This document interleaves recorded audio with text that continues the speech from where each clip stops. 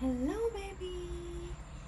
Hello cute baby. Ồ, đợt này nhà nhoi anh. Thấy thấy được cút nè.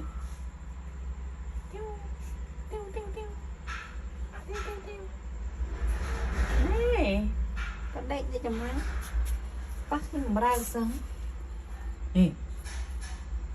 Nè. Anh ơi, spok yang ni. Nó khỏi tu bọp tu nữa.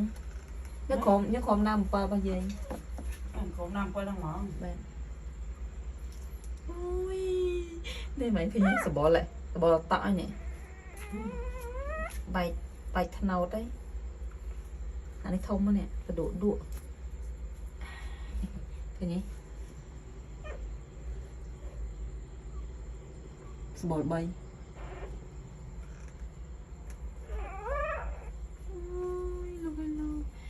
anh ấy đừng còn pơ còn bông hay tôi mấy em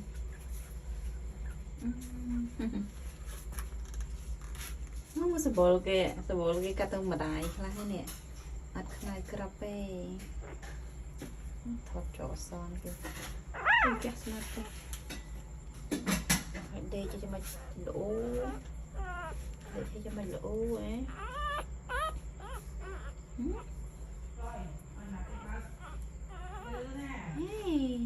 đây cho mày lỗ ấy cute puppy hay muốn đi đây bây giờ trụ này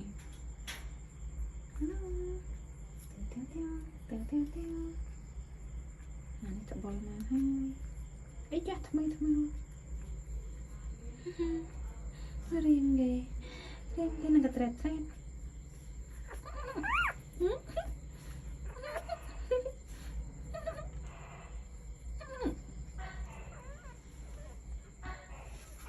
đi bây giờ con trụ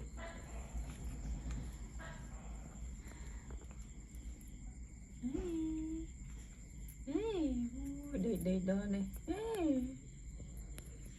ui cái mà ta hơn hấp nhẹ